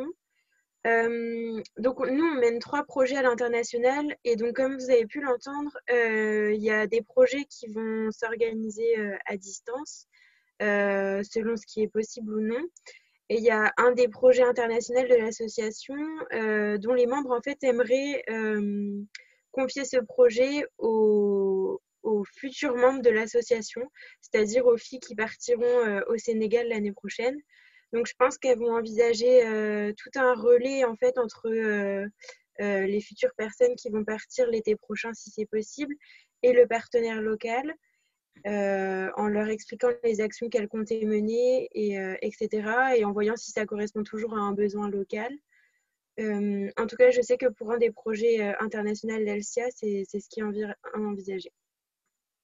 Ok, et est-ce que des actions précises ont été prévues pour déjà commencer à établir le lien entre... est-ce que la nouvelle, comment ça se passe, le recrutement de la nouvelle équipe? Est-ce qu'elle est déjà recrutée pour savoir si c'est possible déjà dans cette période de confinement d'établir le contact entre cette nouvelle équipe-là et le partenaire? Alors en fait, le fonctionnement d'Elsia est un peu particulier, mais oui, le prochain bureau en fait est déjà créé depuis un an. En fait, il constitue ce qu'on appelle le bureau des vices. Et donc, depuis un an, il fait complètement partie d'Elsia. Et donc, ce bureau-là est formé à son poste dans l'association. Et donc, depuis 2 ou 3 mois, les membres du bureau des vices sont en train de réfléchir au projet qu'elles souhaitent mener à l'été 2021. Et donc, elles sont en train de se positionner sur les différents projets qui existent, donc au Togo, au Sénégal et au Népal. Je pense que là, elles sont quasiment positionnées chacune dans des projets. Et c'est à partir de maintenant qu'on va pouvoir faire le lien en fait avec elles. Je dis elles parce qu'il n'y a que des filles dans Elsia, mais faire le lien avec elles sur les projets qu'elles vont mener en 2021. Donc, je pense que ça va pouvoir se faire progressivement à partir de maintenant en fait. Ok. Merci Nolwenn. Est-ce qu'on a une autre intervention Il y a Laurine qui voulait parler après Nolwenn. Okay. Oui. Vous m'entendez bien? Oui. Ok, très bien. Du coup, nous aussi, on est une association étudiante, donc le GEDAM, et tous les ans, on fait une passation. Donc cette année, c'était Héloïse qui était en charge du projet. Et en fait, le projet international, donc le projet au Togo, il fonctionne dans un pôle. Donc il y a un responsable et plusieurs membres de ce pôle. Et du coup, tous les ans, on fait une passation. Un membre devient responsable et c'est comme ça que s'enchaîne la passation du projet et la continuité du projet. Voilà. Ok. Merci. Louise. Est-ce que vous avez encore des choses à dire sur ce point-là où j'ai comme l'impression que ce n'est pas forcément une difficulté que vous rencontrez à ce stade-là au niveau de vos associations? Et que pour le coup, les choses semblent bien se passer avec le partenaire sur cette question-là. Donc, je pense qu'on va peut-être passer à la dernière question de cette catégorie-là. Nous pouvons reporter notre projet. Comment pouvons-nous nous rendre utile auprès de notre partenaire local? Je pense que ça renvoie un peu à ce dont on avait discuté dans la première catégorie sur est-ce qu'il est nécessaire d'aider le partenaire sur place dans cette étape-là. Donc, j'ai l'impression que tout a été aussi dit concernant cette question, sauf si je fais erreur et qu'il y a des avis à partager qui n'ont pas encore été partagés. Moi, j'ai juste une petite question sur, je réagis un peu tard, mais sur ce que tu disais tout à l'heure, Max, sur le projet que vous avez déposé auprès de l'AMP. Est-ce que tu peux, parce que du coup, tout à l'heure, tu nous demandais justement comment aider la population s'il n'y a pas de cas de Covid. Qu'est-ce que vous avez intégré comme action, comme proposition dans ce projet déposé, justement? Parce que c'est vrai que tout à l'heure, on n'a pas poursuivi, mais je pense que ça peut être intéressant pour tout le monde. Alors, c'était lié au projet maraîchage jardin communautaire. Et donc, les budgets que l'on peut demander sont relativement limités, de l'ordre de 1 000 ou 2 000 euros. Et ça concernait la construction de bassins de récupération d'eau de manière à pouvoir irriguer ces jardins. Donc, je ne sais pas si j'ai bien répondu à la question, mais c'était ça. Et donc, ces jardins étant très utiles, comme je l'ai déjà dit, hein, très utiles en ce moment. Et c'est maintenant qu'il faut construire ces bassins avant la saison des pluies, bien sûr. Oui. Ok, d'accord. C'était juste pour avoir plus de précision là-dessus. Merci. Moi, je fais juste un micro-teaser sur la notion de passation. On va bientôt faire une fiche pratique à EED sur justement comment faire la passation dans son asso. Donc voilà, restez alerte, mais bientôt on sortira ça pour vous aider justement, notamment pour les assos étudiantes, à passer un peu les infos et que tout ne se perde pas d'une année sur l'autre. Est-ce que vous avez encore des questions, un questionnement sur la gestion de votre projet après le confinement qui ne figure pas dans les questions que nous on a énumérées qui vous viennent en tête, ou en tout cas partagées, avant qu'on ne passe à la dernière catégorie? C'est Nolwenn d'Elsia. Je voulais juste revenir sur ce qu'on disait tout à l'heure et sur le fait en fait, si on ne peut pas partir, de mener aussi des actions au local. Et donc, on aura une partie de nos actions retour qui se feront probablement plus tard, du coup, parce qu'on va mener le projet pendant l'année scolaire. Et donc, on comptait faire des actions retour plutôt peut-être en avril 2021. Et on a également décidé de s'investir dans un nouveau projet de formation à la solidarité, en organisant un week-end de solidarité internationale en fait à Lille en novembre, en fait qui sera ouvert à de nombreux étudiants, les étudiants en orthophonie principalement, mais aussi tous les autres étudiants de Lille ou de France s'ils le souhaitent. Et en fait, ce sera un week-end autour de la solidarité internationale avec des ateliers, des échanges, des ciné-débats, avec si possible l'intervention de Cap Solidarité et engagés et déterminés. Et donc, on est en train de mettre ça en place et ça participera, je pense, aussi à la formation sur la solidarité internationale et ça fera partie des actions en fait qu'on souhaite mener. Des grosses actions d'Elsia en fait pendant l'année, je pense. Okay. Merci Nolwenn. Je pense que l'information elle est passée.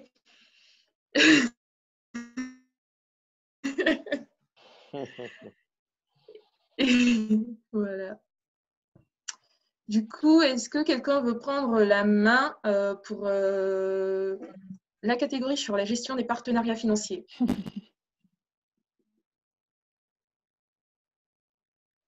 Il suffit juste de poser les questions et puis de titiller un peu tout le monde pour parler après.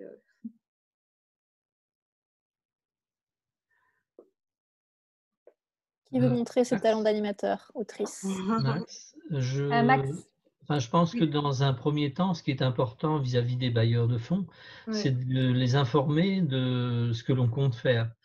Bon, je sais que nous, on a fait on peut appeler ça des rapports intermédiaires en fait sur les différents projets en cours. On a envoyé à ces financeurs et en leur disant que, effectivement, ça prenait du retard, mais donc ils comprennent bien la situation de toute façon, mais qu'on les tiendrait informés de l'évolution. Bon, pour l'instant, c'est tout ce qu'on a fait vis-à-vis des financiers. Et est-ce que vous avez eu des retours de ces financeurs justement sur ce qui a été communiqué? Oui, il y en a qui nous ont remerciés de ce petit rapport qui les tenait au courant, là, et puis en nous disant qu'ils patientaient. Bon, ça a été le cas, par exemple, de la Fondation Air Liquide, où il y en a eu un autre aussi. Là. Et, bon, c'est toujours bien, disons, d'informer les gens de ce que devient leur financement. Exactement. Okay. Moi, j'avais une petite question sur est-ce que toutes les associations ont eu les financements sollicités ou est-ce qu'il y en a qui sont encore en attente de réponse?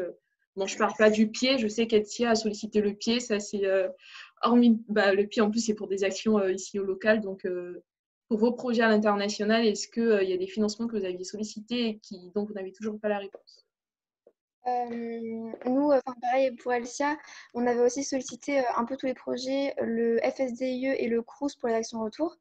Et les deux nous ont contactés d'eux-mêmes pour nous demander qu'est-ce qu'on faisait, est-ce qu'on avait des frais engagés, est-ce qu'on comptait maintenir nos actions, si oui, comment, etc. Enfin, ce qu'on maintenait et ce qu'on faisait. Donc, on a répondu en disant ce qu'on adaptait, etc. En mettant la réponse, mais potentiellement, peut-être que certaines subventions vont être maintenues si on les justifie avec les actions qu'on va faire, quoi. Ok. Nous, je sais que oui, on attendait des réponses de deux financeurs. Bon, après, il y a eu des entreprises privées qui nous ont écrit pour dire que bon, qu'au vu du contexte, pour l'instant, on ne peut pas étudier les dossiers, qu'on reviendra vers vous dès que tout ça. Bon, ils ont une autre priorité, je pense. Après, concernant, en attendant le financement de la mairie de Paris et du conseil départemental du 93, qui nous ont quand même fait un mail pour nous dire que bon, on était dans une situation compliquée, que bon, après, toutefois, ils voulaient quand même savoir si le projet était quand même maintenu. Donc, on a tout simplement dit oui, pour nous, le projet il est maintenu et qu'il n'y avait pas de souci et qu'il y avait une relation partenariale aussi qui était là avec le partenaire local. Donc, le projet, après, pour l'instant, on attend un peu comment avancent les choses pour pouvoir un peu voir un peu comment ça va se passer. Après, d'une manière générale, je pense que c'est intéressant, même si, parce que certains financeurs ne viennent pas forcément vers nous, c'est à nous quand même de faire aussi ce pas-là, d'aller vers ces organismes pour justement les informer aussi, les tenir aussi informés de l'avancée ou un petit mail, disons, comme a fait Max, et d'ailleurs avec son association avec le rapport intermédiaire, un petit mail pour dire que au vu malgré l'événement, notre projet il est toujours maintenu, notre projet il est toujours maintenu et qu'il sera reporté, qu'à date nous avons fait ça comme action. Donc c'est important aussi quand même de limite écrire un mail pour éventuellement faire un point d'information c'est important et ça montre aussi que quand on tient au projet que c'est aussi notre crédibilité vis-à-vis du partenaire financier aussi. Ok. Et à l'inverse, est-ce qu'il y a des bailleurs parmi vous, enfin des bailleurs que vous avez sollicités parmi vous qui vous ont demandé, en cas d'annulation ou de report du projet, de rendre la subvention qui avait peut-être déjà été touchée ou qui était sur le point d'être donnée?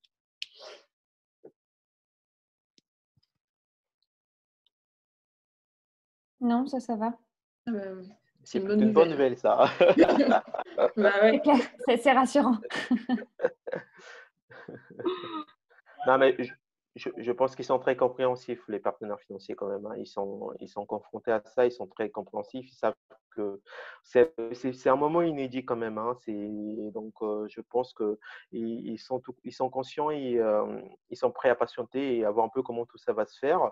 Et on est quand même, ce sont des projets qui sont encadrés. Il y a beaucoup d'enjeux derrière. Donc, il n'y a pas de raison de nous demander de rembourser de l'argent, si surtout lorsqu'on est sérieux, lorsqu'on justifie bien que l'action est menée ou l'action est ralentie pour X ou Y raison. Ouais. Moi, j'ai une interrogation, mais ce n'est pas forcément directement lié au Covid-19, mais c'est un peu comment est-ce que vous arrivez de ce que j'ai compris, vous avez à peu près tous des associations, des personnes présentes au niveau local avec qui vous collaborez pour réaliser votre projet.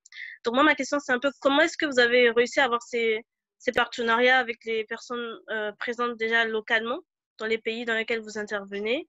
Parce que là, j'envisage de faire un projet, sauf que là, en plus, il y a le Covid. Et moi, j'habite ici en France, donc j'ai l'impression que ça va être un peu compliqué à mettre en place. Donc voilà. Bonne question. Pour ma part, on est passé par France Volontaire, qui nous a indiqué plusieurs projets qui pouvaient nous intéresser. Comme ils nous connaissent depuis longtemps, ils savent à peu près ce qu'on recherche comme projet chaque année. Et donc, ils nous envoient plusieurs projets et après, nous, on fait le tri et on en choisit un. J'ai pas bien entendu, du coup, France Volontaire vous propose déjà des associations qui ont besoin de partenariats ou... Oui, c'est ça. Ils nous connaissent depuis assez longtemps, puisque ça fait longtemps qu'on travaille avec eux. Et donc, on les contacte en début d'année et ils nous proposent plusieurs projets qui peuvent nous convenir. Et après, nous, dans l'équipe, on fait le tri et on choisit finalement un projet qu'on va venir et monter tout le long de l'année.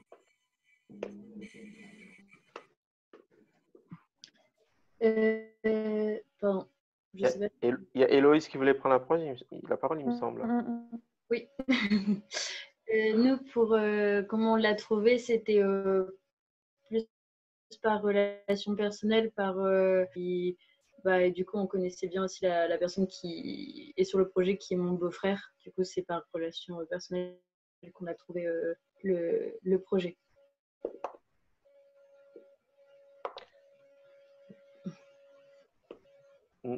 Nous c'est par un partenaire local, enfin un partenaire au niveau, un partenaire avec qui on travaille au niveau de la France.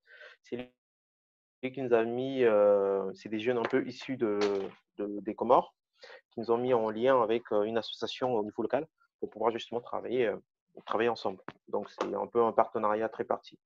Et voilà. D'accord, merci pour vos réponses.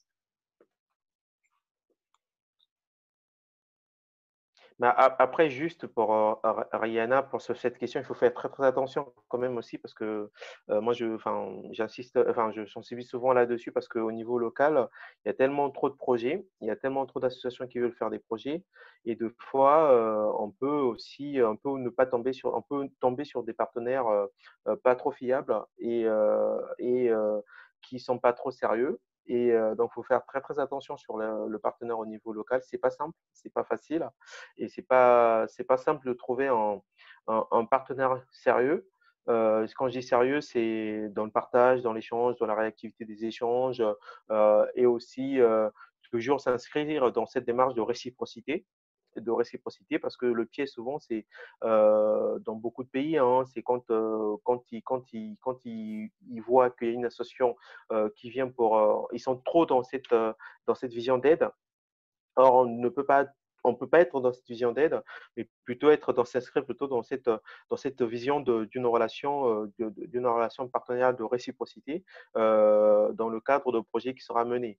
Donc, il faut faire très, très attention sur ça et chercher justement de tomber sur des bons partenaires. Après, des organismes comme France Volontaire, je pense qu'ils ont de l'expérience là-dessus.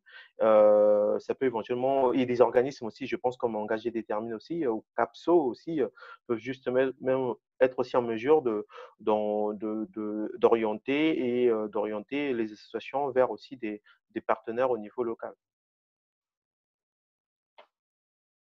Pour compléter ce que tu dis, oui, justement, je pense qu'il faut faire très attention aussi à faire un gros travail au début de connaissance, en fait, pour voir si, justement, il y a bien une mise en adéquation des valeurs de chaque structure, des missions et justement de ce qu'on cherche à atteindre ensemble pour être sûr qu'on est sur la même longueur d'onde et que justement une collaboration peut se poursuivre. C'est vrai que si dès le départ on voit qu'on n'est pas du tout sur les mêmes, on n'attend pas du tout les mêmes choses ou alors on n'est pas du tout sur les mêmes pratiques de travail, sur les mêmes objectifs, là on se rendra vite compte que finalement le partenariat ne peut pas fonctionner. Finalement c'est une relation humaine en fait. Il faut vraiment essayer d'appréhender et voir si il y a un échange qui peut s'installer par la suite. Mais comme tu le disais, Ruby, il faut vraiment être vigilant. Ouais.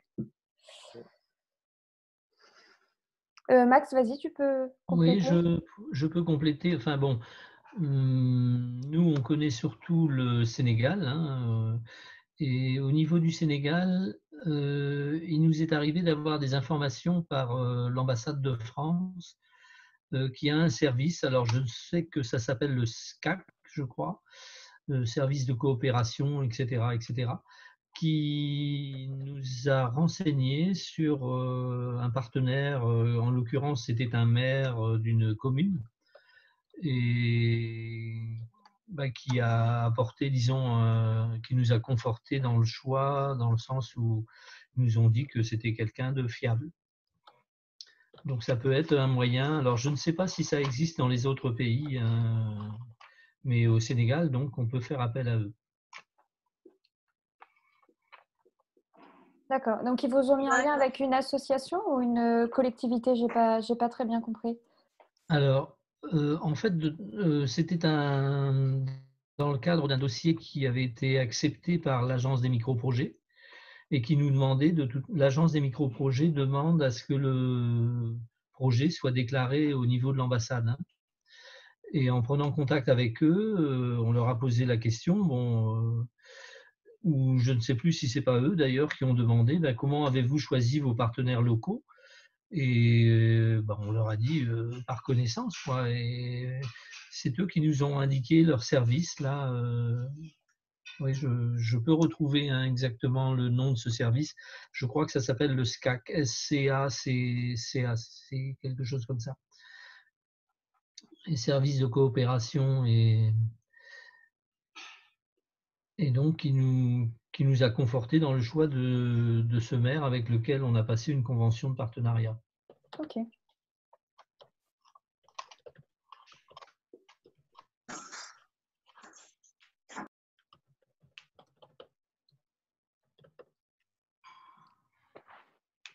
Natacha, ton micro. Ah. Ah oui, désolée, je parlais toute seule. J'ai une petite question à poser à Enouama qui a parlé tout à l'heure d'une réadaptation de certaines activités à mettre en place par le partenaire en l'absence de la présence physique, en tout cas de l'asso sur place. Et savoir, en fait, est-ce que vous en avez parlé à vos partenaires financiers? Comment ça s'est passé?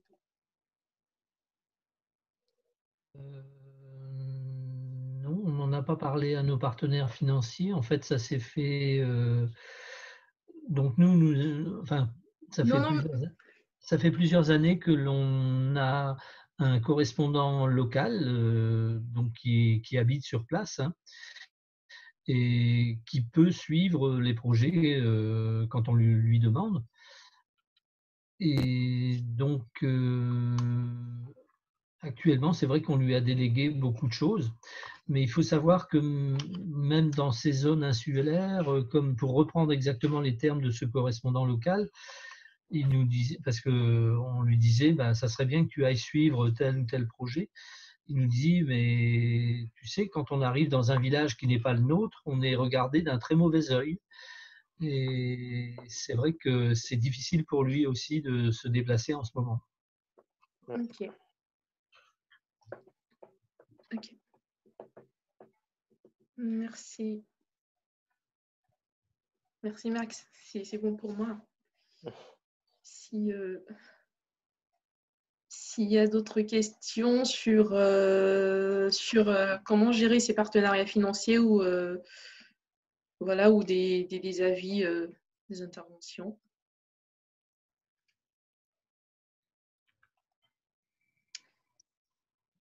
Sinon, on pourrait dire qu'il est 18h33. Eh ben, c'est parfait. Et si on pense avoir, c'est ça, si on pense avoir épuisé nos questions et qu'on a dit beaucoup de choses, on va peut-être conclure ce temps.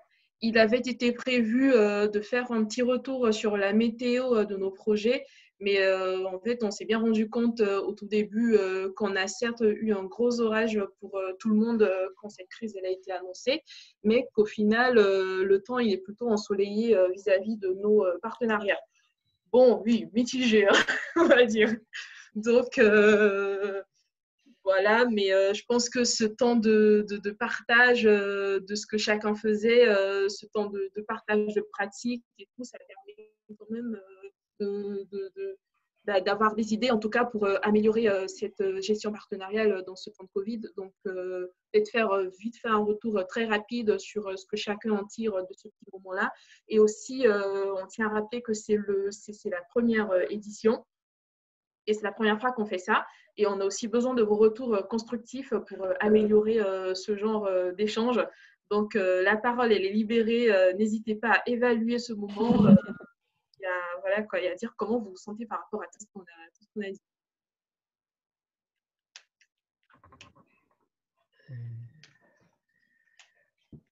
Eh bien, merci beaucoup de tous ces échanges-là, qui, pour moi, ont répondu aux questions que je me posais. Et puis, je vous souhaite une bonne soirée. Merci Max. Merci. Est-ce que tu as des remarques sur le format, Max, par exemple, sur le format de cette rencontre aujourd'hui ou pas? Sachant que c'est une première. Bon, c'est un peu figé, mais bon, parce que c'est une première fois, hein. Mais finalement, c'est efficace quand même je pense, de sectoriser la parole, parce que bon, c'est vrai qu'au sein de notre association, on pratique de cette façon-là pour les conseils d'administration, par exemple, maintenant. On le fait souvent par téléphone et c'est vrai que souvent les conversations se chevauchent, alors que là, c'était bien, bien distinct. Merci.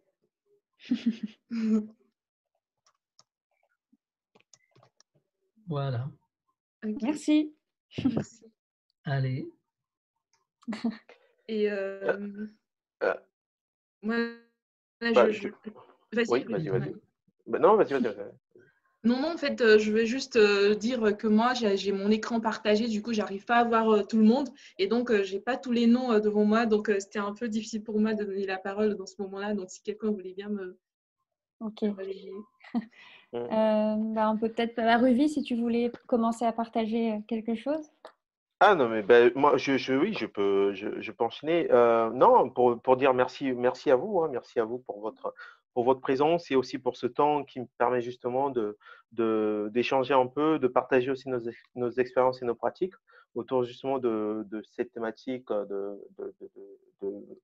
partenariat au niveau de nos projets de solidarité internationale, parce que c'est pas simple et c'est pas évident, parce que nos associations, on est souvent confrontés et à beaucoup de problématiques, surtout en cette période, et en manque de réponses à toutes nos questions. Et c'est vrai qu'avoir ces moments aussi de partage nous permet justement aussi d'avoir aussi des réponses et aussi d'anticiper des choses dont on n'avait pas forcément réfléchi et pensé avant. Donc, je pense que c'est plutôt un moment plutôt intéressant. Et après, forcément, je pense que dans toute chose, il y a de l'amélioration. Après, c'est une première, hein, comme on l'a dit, donc c'est une première et c'est déjà un bon début d'avoir ces moments, et on espère pour les prochaines fois avoir un peu plus beaucoup des personnes aussi qui vont se connecter justement pour aussi partager avec nous leur expérience autour de différentes thématiques qui seront programmées les mois à venir, les jours à venir. Après, pour nous, pour Axi, vraiment, on est très content d'avoir participé aussi à cet échange, et ça nous a permis aussi de voir un peu comment vous fonctionnez, surtout en cette période, comment vous avez comment vous avez pu revoir vos activités, parce qu'il y avait des activités urgentes qui étaient prévues cet été. Vous avez, comme par exemple Elsia, qui a revu sa façon de faire avec les enfants. Moi, je pense que c'est bien de voir un peu comment vous avez pu faire tout ça. Et bon, c'est vrai que nous, c'est un peu compliqué parce qu'on est sur des projets vraiment de construction et de rénovation. Donc, c'est pas simple de rechanger un peu le projet. Mais sinon, après, d'une manière générale, merci à CAPSO et à EED d'avoir permis et d'avoir mis en place ce temps d'échange. De rien. Merci et de rien pour... Merci aussi à tous les participants. Moi, je vois à travers nos discussions en fait que même si au début il y a eu une instabilité vis-à-vis du Covid-19, je pense que les associations puissent quand même s'adapter et tout n'est pas tombé à l'eau. Donc, il y a quand même une réactivité au sein des associations qui œuvrent dans la solidarité internationale. Et moi, je trouve que c'est ça qui est positif en fait, parce que quoi qu'il arrive, notre projet, il a sa raison d'être. Donc, quand on arrive à l'adapter à l'environnement dans lequel on vit, c'est encore plus fort. Moi, je trouve ça montre en fait que notre projet, il est solide, que notre projet, il a vraiment sa raison d'être, et qu'il faut vraiment qu'on accompagne tous ces projets en fait, qui se mettent en place, que ces échanges entre différentes associations, ça permet d'apprendre. Et moi, c'est vraiment ça qui m'a plu aujourd'hui, de découvrir vraiment ce que les associations ici présentes faisaient.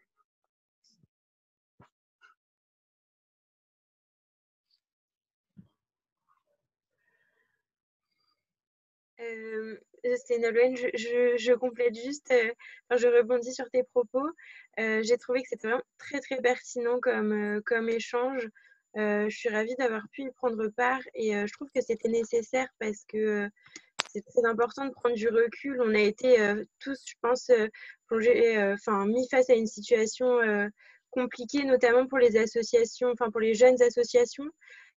Et je vais me faire un peu la porte-parole, par exemple, des associations jeunes de solidarité en orthophonie. Et en fait, elles auraient voulu, je pense, assister au live Facebook. Malheureusement, je pense qu'il y a eu des contraintes informatiques qui ont fait que ce n'était pas possible. Et je pense qu'elles seraient vraiment très intéressées pour avoir le contenu de ce webinaire. Et je voulais savoir si c'était possible que le live soit retransmis plus tard ou qu'il y ait un support en fait, qui leur soit communiqué. Parce que je pense que ça leur sera complètement utile. Oui, ce sera le cas. Donc déjà, normalement, du coup, cette vidéo est enregistrée, si tout se passe bien. Donc on aura dans tous les cas le support. Et puis on a aussi pris des notes. Le but, c'est quand même d'avoir des choses même écrites, un peu fiches pratiques ou autres à donner ensuite. Donc il n'y a pas de souci, il y aura de toute façon un contenu. Et oui, effectivement, malheureusement, notre connexion Internet était apparemment pas assez puissante et nous a fait faux bond. Donc ça a été plus compliqué que prévu de faire le live. Donc c'est comme ça, mais normalement, il y a de toute façon des preuves et des écrits de tout ce qui a été dit, donc pas de souci. Super, merci beaucoup en tout cas, c'était vraiment super intéressant. Merci.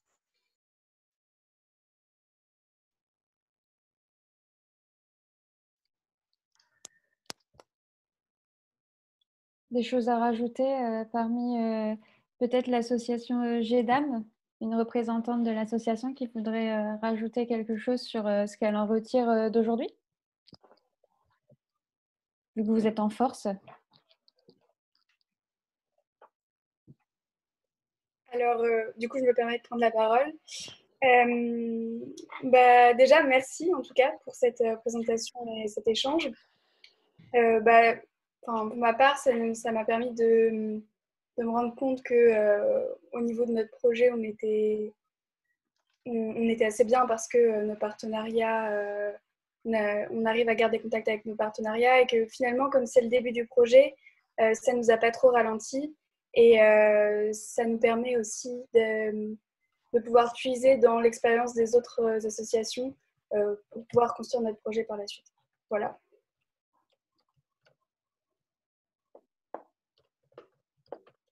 Ok.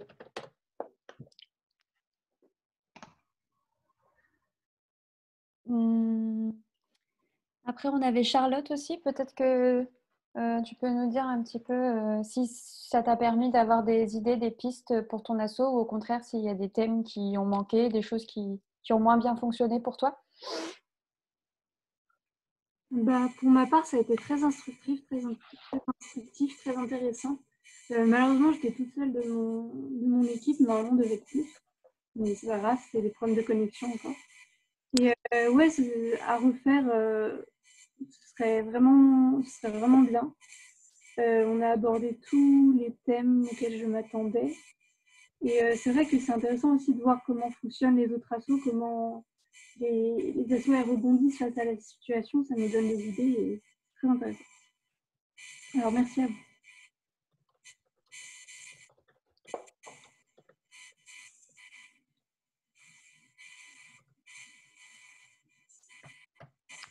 Est-ce que tout le monde a pu s'exprimer Je pense qu'on est tout bon. Hein. Ouais. Moi, je ne vais pas faire trop de cérémonie. Juste dire merci à vous, en tout cas, d'avoir participé à ce temps d'échange. Il était utile autant pour vous que pour nous, comme je disais tout à l'heure, en tant que structure accompagnatrice, de pouvoir être là, en tout cas, de pouvoir vous montrer que nous sommes là pour vous dans ce moment-là et que l'accompagnement, ça se fait en fait, à toutes les étapes du projet, que ce soit dans les bons comme dans les mauvais moments. Donc, voilà, nous, en tout cas, on a été très ravis de pouvoir échanger avec vous, de savoir un peu comment avancent vos différents projets, parce que en fonction du poste qu'on a dans l'association, on n'est pas forcément au fait de tous les projets qui sont accompagnés par l'association. Donc, moi, là, ça me permet vraiment d'avoir un peu d'infos sur comment avance le projet de EAI-INSA, comment avance le projet de LCA et tout, et aussi de découvrir l'association de Max. qui certes n'est pas notre cible principale à ED, mais c'est toujours bien en fait d'avoir ce partage d'expérience avec d'autres associations pour voir un peu comment ça se passe de leur côté. Et donc moi j'ai été en tout cas très ravie de participer avec vous à ce webinaire. Et voilà. Je vais rebondir sur ce que tu viens de dire justement. Merci de nous avoir fait confiance pour ce premier webinaire, d'avoir été un peu notre crash test, mais de ce que vous en dites, j'ai l'impression que ça s'est bien passé. Moi, je trouve que le plus intéressant finalement, c'est que vous ayez pu être mis en lien avec d'autres associations que vous ne connaissez pas forcément, donc des assos de bénévoles en général, des assos d'étudiants. Et je trouve ça intéressant et c'est pas quelque chose qu'on fait fréquemment. Et moi, ça m'encourage peut-être à organiser plus d'occasions justement d'échanges entre ces différents types de structures-là, parce que comme on l'a vu, ça amène finalement des idées diverses et peut-être d'autres pistes de travail, pourquoi pas. Donc ouais, moi ce que je retiens c'est ça, donc merci encore et puis en espérant que ça vous aura aidé dans cette situation qui n'est pas simple à gérer. Super, merci.